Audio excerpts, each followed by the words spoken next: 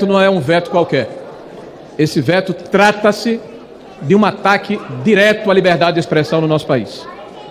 E eu falo assim, porque é claro, pela mobilização feita pelo governo, apesar das tentativas infrutíferas de tentar colocar uma mordaça na população, de instituir narrativas oficiais para inibir, para constranger e até utilizar o aparelho do Estado para perseguir opositores políticos, este governo tem tido derrotas onde o assunto é mais relevante e é mais importante, no seio da opinião pública. Esse governo que se diz democrático foi o governo que, no primeiro ano, criou a Procuradoria Nacional de Defesa da Democracia, um órgão dentro da Advocacia Geral da União que tem o dever de defender as instituições e está sendo aparelhado para perseguir adversários políticos. E falo assim porque eu tenho feito algumas tentativas de verificar se esse instrumento é para valer. Denunciei a desinformação do presidente da República. Denunciei a desinformação do Controlador-Geral da União. Denunciei, enfim, aqueles que, utilizando o cargo público, mentiam para a população. Não obtive resposta. E vejam, senhores, para combatermos a desinformação só tem uma maneira: mais informação, mais luz do sol, mais transparência, mais debate, mais contraditório. Aliás, nós, a opinião pública, não engolimos a narrativa de que houve golpe no dia 8 de janeiro. Basta fazer qualquer pesquisa de opinião pública. É evidente que isso não se sustenta. Como é que um presidente da República sai do país e nomeia as Forças Armadas, os auxiliares das Forças Armadas do presidente que está entrando e pratica um golpe à distância, sem armas e sem líderes? Isso é uma narrativa tão fraca que, pelo amor de Deus, deveriam ter vergonha e parar com ela. Mas nós estamos vendo um espetáculo permanente de se condenar pessoas sem prerrogativa de foro, sem se levar em consideração a questão do juiz natural, do amplo contraditório, da individualização das culpas, com penas que chegam a 17 anos. Em algum momento, a história vai rever essas anomalias. Vejam, senhores, fui o relator da reforma trabalhista e quero falar agora para dizer que defendo o Partido dos Trabalhadores nesse aspecto, porque nunca vi mentirem tanto e de forma impune. Eles disseram naquela oportunidade, deputado Gustavo Gaia, que a reforma iria acabar com o fundo de garantia. Mentira! Com o 13º, mentira! Que iria tirar o direito dos trabalhadores. Mentira! Mas não foram processados. Nós combatemos a mentira com a verdade. Mostramos o contraditório. Dissemos de que forma estamos estabelecendo a modernização de uma legislação importante para esse país.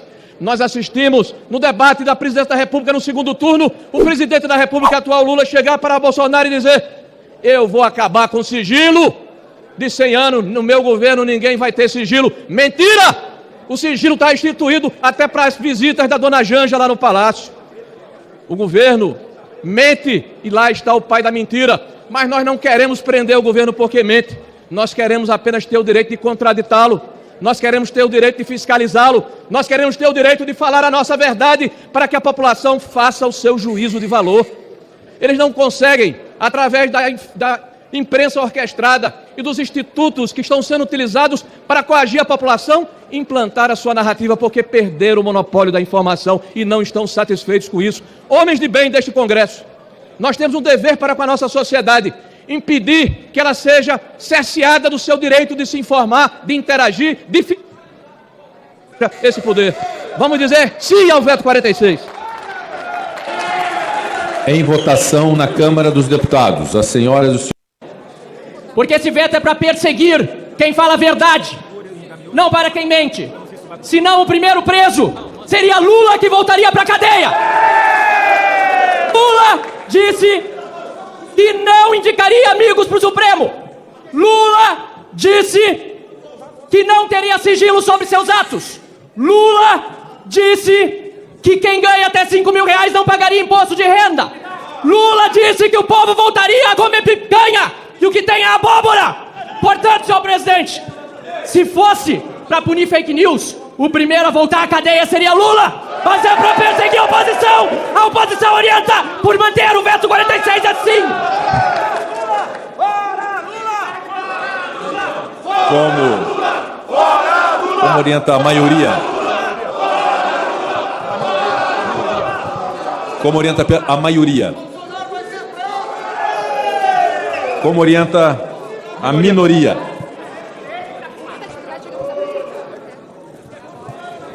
Presidente, Pela minoria. a minoria orienta o voto sim. Votar não nesse veto talvez seja o maior atentado à democracia que já se viu recentemente, tentando calar a boca de pessoas que dão opiniões contra o governo com ameaça de cadeia de até 5 anos.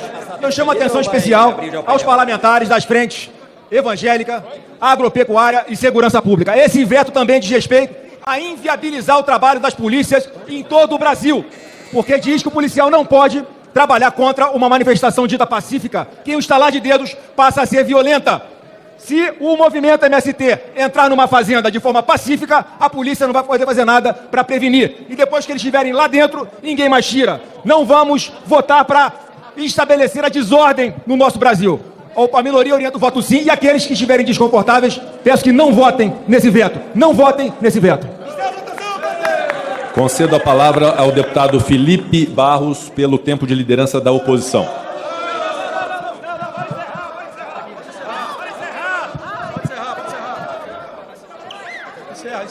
Encerra a votação, presidente. De qualquer forma, nós vamos aguardar os deputados e deputadas, senadores e senadoras poderem votar. Não, mas pode usar a palavra, senão eu vou passar a outro orador. Pode usar. Não é o deputado Felipe que está atrapalhando. Ele vai fazer uso da palavra pela oposição e nós vamos aguardar alguns deputados e senadores e manteremos coerência de tempo de votação para todos os vetos. Então, o que nesse momento Vossa Excelência deseja, também desejarão numa outra oportunidade. Presidente, o senador não está votando, não, presidente. Eu não vou usar todo o tempo. Não, foi ato falho. Os deputados e deputadas, me perdoe, senador Girão. Presidente, é importante que se diga na tribuna dessa casa a verdade. Nós temos aqui, Cabo Gilberto, o Partido dos Trabalhadores, que poderia mudar de nome. É o Partido da Mentira. É o Partido da Mentira. Na campanha, senhor presidente, deputados e senadores que aqui estão, na campanha eles proibiram, deputado Gayer, qualquer pessoa a falar das ligações do PT com as ditaduras ainda existentes. E fizeram isso alegando que eram fake news. Resultado, estão lá mais uma vez, no colo dos piores ditadores ainda existentes hoje, no colo da Venezuela, da Nicarágua. Mas a campanha era fake news, Partido da Mentira. Mais mentira, proibiram todos nós falarmos sobre o apoiamento que o PT dá ao aborto. Disseram que era mentira. O que aconteceu? A ministra da Saúde deles fez uma nota técnica incentivando o aborto. É o Partido da Mentira. Na eleição eles proibiram nós falarmos que o PT apoiava ideologia de gênero. O Lula chegou a vir a público para falar que banheiro unissex era coisa do capeta. Quem falou isso foi o Lula. O que aconteceu agora? O ministro dos Direitos Humanos do Lula fez uma nota técnica incentivando o banheiro unissex. É o Partido da Mentira. E que quer manipular a opinião pública através da criminalização da opinião divergente. O que está acontecendo agora no Rio Grande do Sul?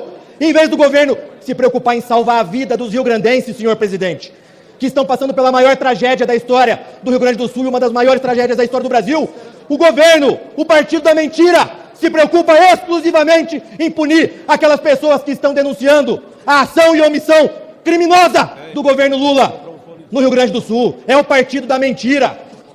Criaram até um ministério extraordinário para o ex-ministro, secretário da Comunicação, Paulo Pimenta.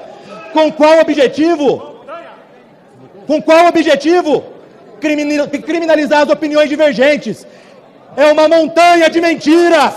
É uma montanha de mentiras, senhor presidente. Aliás, montanha era o codinome de Paulo Pimenta na lista do Odebrecht. Então, senhor presidente, o que nós estamos vendo é que o Partido da Mentira, o Partido dos Trabalhadores, quer se utilizar da criação de tipos penais para criminalizar as opiniões divergentes. A oposição não vai permitir que isso aconteça. Nós somos pela verdade, somos pelo Brasil, contra o Partido da Mentira, que é o PT e esse governo. Montanha! Montanha! Montanha! Montanha! Eu consulto o plenário se todos os deputados e deputadas já votaram, se podemos encerrar a votação. Está encerrada a votação.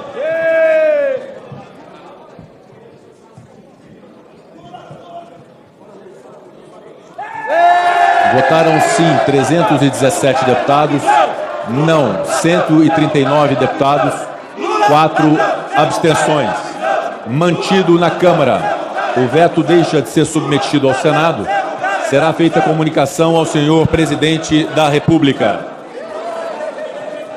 Passa-se agora a apreciação do dispositivo 34 do veto número 39 de 2023, parcial, aposto ao projeto de lei 4.503 de 2023, número 1949 de 2007, na Câmara dos Deputados.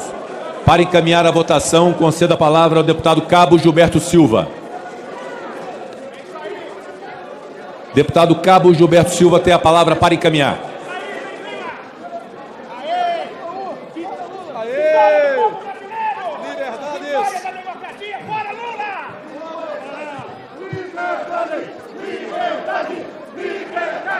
Liberdade! Liberdade! Liberdade!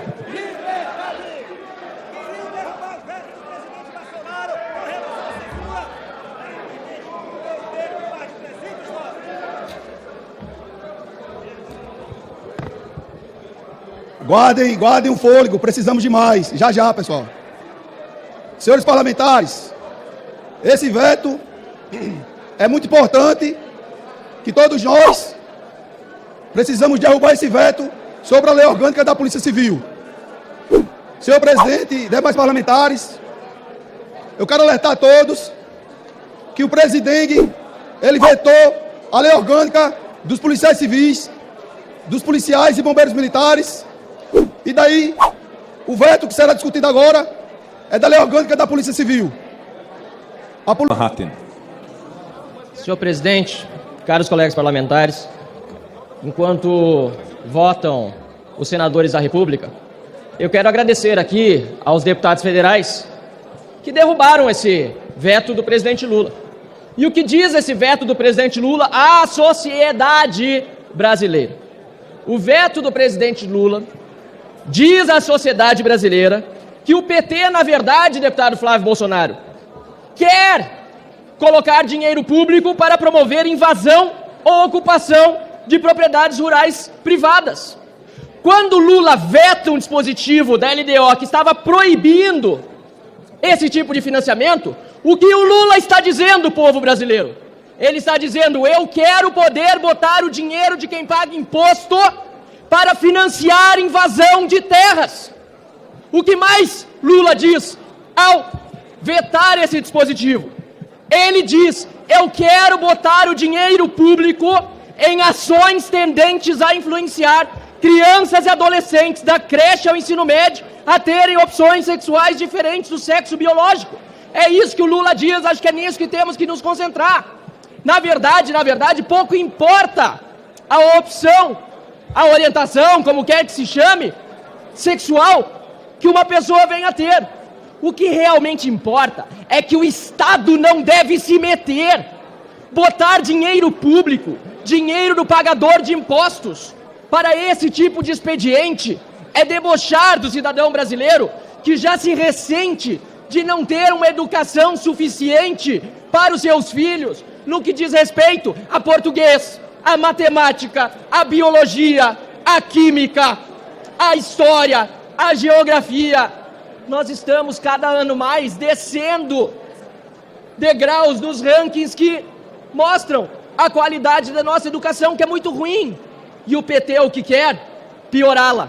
Para concluir, presidente, porque os exemplos poderiam ser muitos, o que Lula diz quando veta um dispositivo proposto na LDO proibindo que se realizem abortos, exceto nos casos autorizados em lei, o que ele diz, família brasileira, cidadão brasileiro, é que na verdade ele quer dinheiro público, dinheiro do pagador de impostos para a realização de abortos não previstos em lei. Ao contrário do que disse na campanha, ao contrário daquilo que mentiu na campanha eleitoral, Lula é a favor do aborto. Lula é a favor e seu governo é a favor do aborto. E não apenas, senador Girão, daquilo que está previsto em lei. Não! A sua ministra da Saúde, por meio de portaria do Ministério, já demonstrou, depois voltou atrás pela reação da população e principalmente da Câmara e do Senado da República.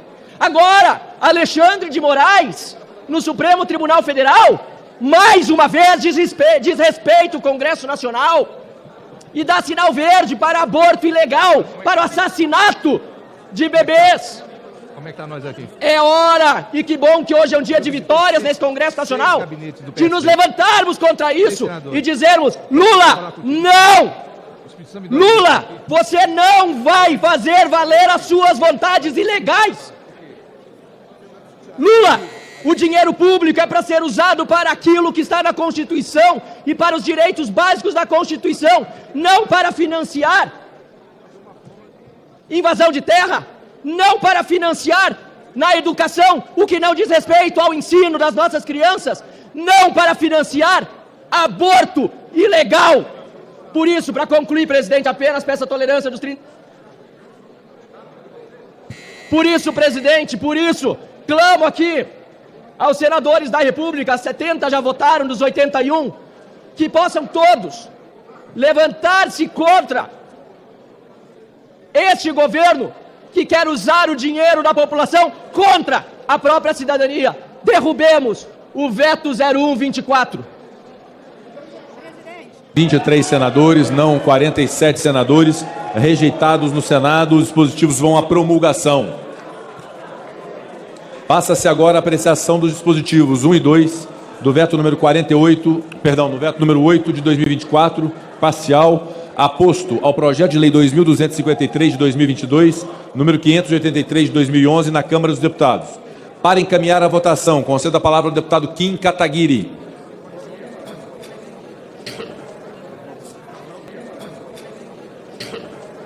Senador Sérgio Moro. Senador Sérgio Moro tem a palavra.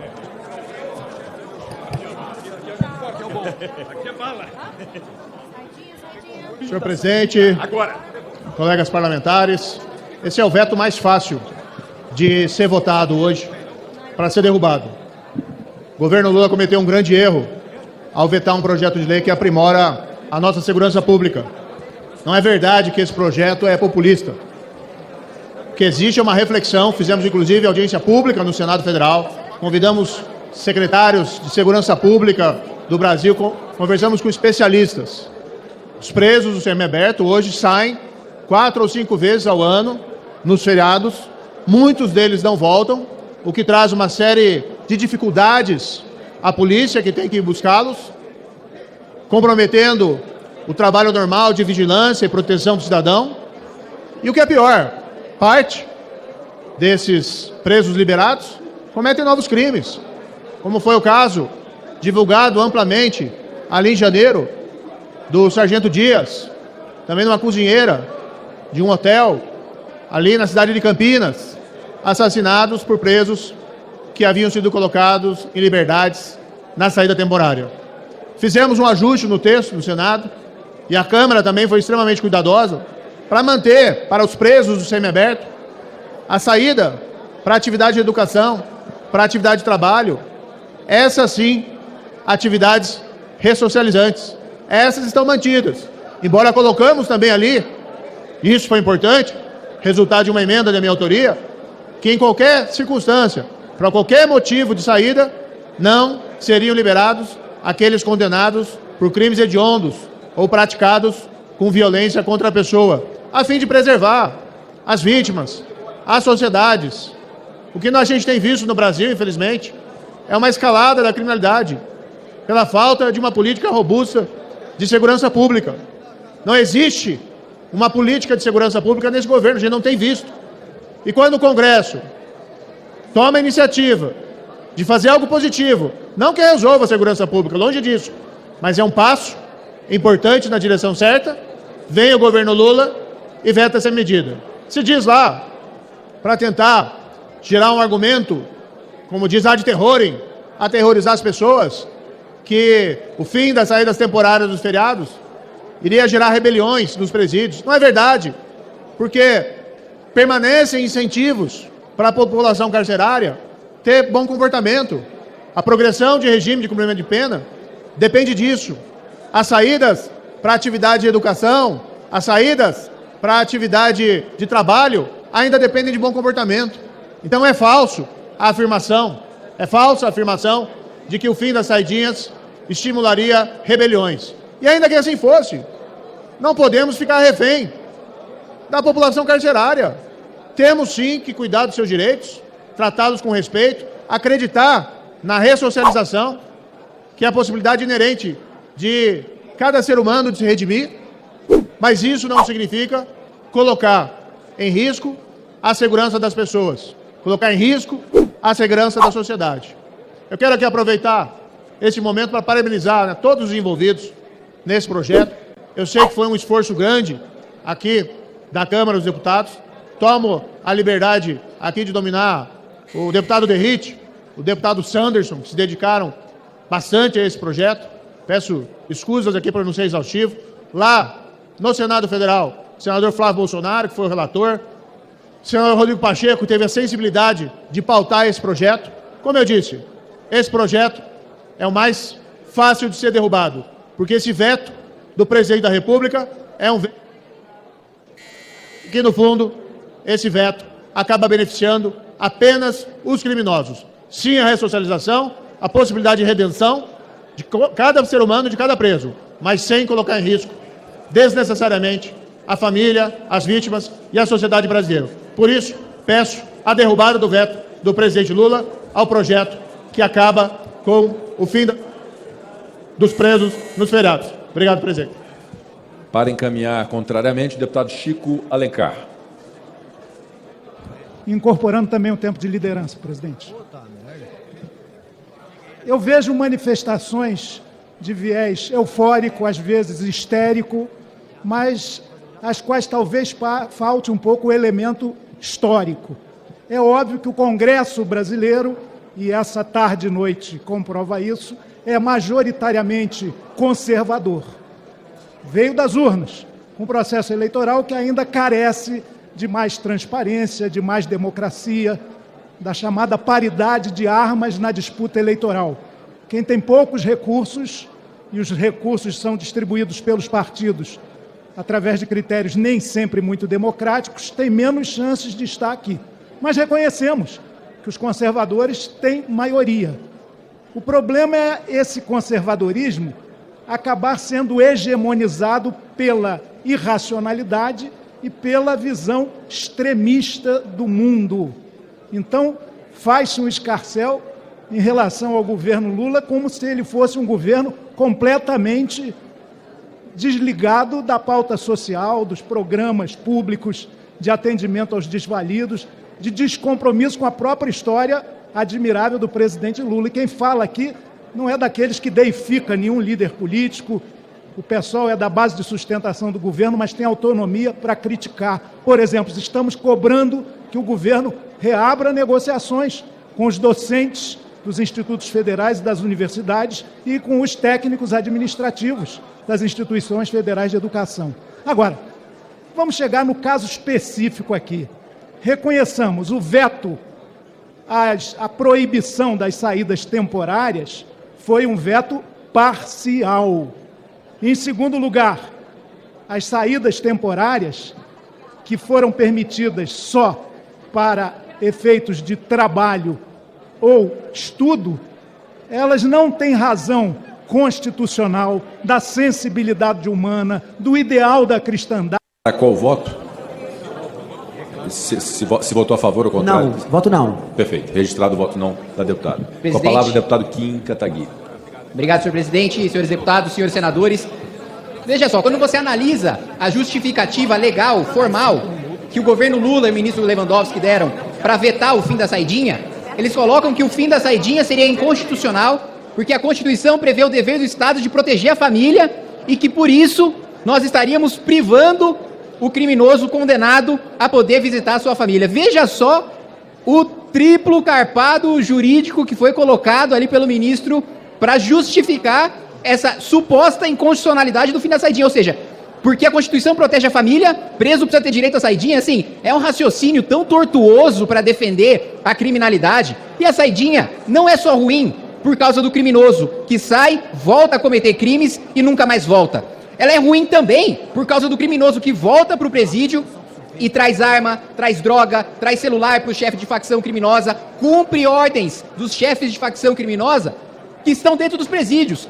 Os chefes de facção, pela própria natureza das suas condenações, não podem sair dos presídios. Mas aqueles que têm o direito à saidinha cumprem as ordens dos líderes de organização criminosa. Foi colocado aqui sobre a ressocialização, sobre a progressão de regime e a necessidade do sujeito começar cumprindo a pena preso, depois partir para o semiaberto, depois partir para o aberto.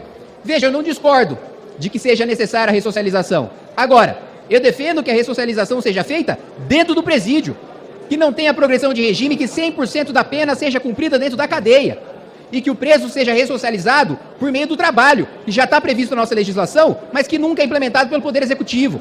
O sujeito tinha que trabalhar dentro do presídio para pagar os próprios custos, para indenizar a família da vítima. Hoje não, é o contrário. Estavam discursando aqui, deputados da base do governo mais cedo, falando sobre o governo fechar as portas na cara dos servidores da educação e não negociar o reajuste e por isso tem uma grande greve contra o governo federal na educação. Pois bem, a gente gasta muito mais com um presidiário, com um criminoso condenado, do que um aluno do ensino básico. E a gente condena esses alunos do ensino básico a nunca terminarem o ensino médio. A gente está num analfabetismo infantil de 56%. São pessoas que nunca vão conseguir concluir o ensino médio, muito menos chegar numa universidade. E não se discute os gastos que a gente tem com os presidiários que, pela própria lei, deveriam estar trabalhando. E o próprio trabalho ressocializar esses criminosos dentro da cadeia. Assim como o estudo ressocializar esses criminosos da cadeia. Tem que estudar dentro do presídio, tem que trabalhar dentro do presídio. A maior parte das democracias desenvolvidas do mundo, não, inclusive com índices de reincidência brutalmente menores do que os do Brasil, como por exemplo é o caso do Japão, um dos países mais seguros do mundo, não há progressão de regime, não há saída temporária. O sujeito primeiro já sente medo de cometer o crime, já sente medo de delinquir, porque sabe que a pena vai ser pesada, porque sabe que ele vai ser preso, porque sabe que, uma vez condenado, muito dificilmente ele vai se livrar da cadeia, diferente do que acontece aqui no Brasil, em que você tem um estímulo para o cometimento de crimes, em que o índice de resolução, né, de crimes, por exemplo, como roubo, chega a 20%, ou seja, 80% de chance de você assaltar uma pessoa e você nunca ser pego, nem na parte do inquérito policial. Eu não estou nem falando de condenação, e eu não estou nem falando depois de parar na cadeia. Então, os incentivos todos dados pelo Brasil e pelo governo brasileiro são incentivos pelo cometimento de crime. Infelizmente, no Brasil, cometer crime compensa. O sujeito sabe que não vai ser punido, se for punido, sabe que a punição vai ser branda e o índice de reincidência é gigantesco.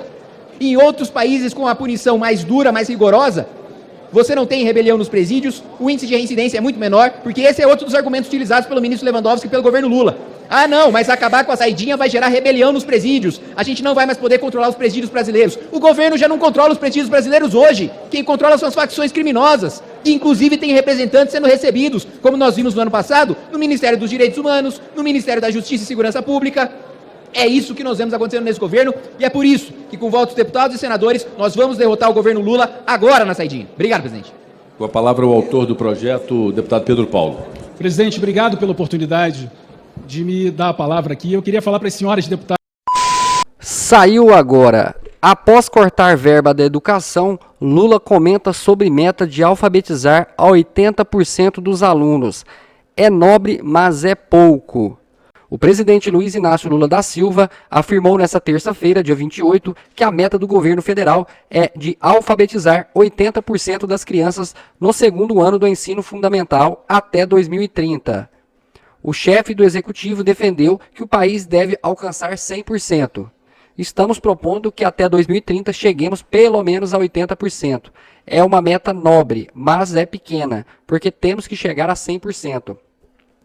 Não faz sentido explicar para qualquer pessoa no mundo que neste país as crianças não aprendem a ler e escrever quando estão na escola, destacou o presidente. A declaração foi dada durante a reunião do Compromisso Nacional Criança Alfabetizada, com a presença de governadores e secretários de Educação, realizada no Palácio do Planalto.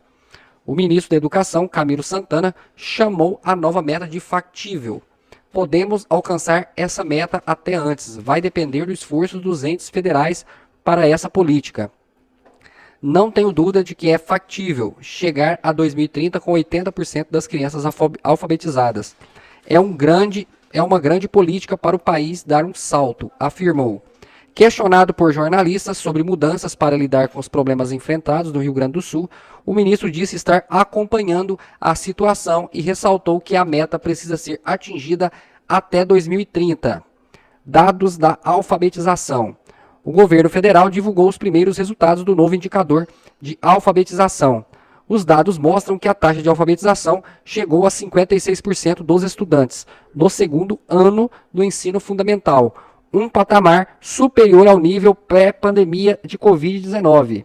Em 2019, o índice registrado pelo Sistema de Avaliação da Educação Básica era de 55%.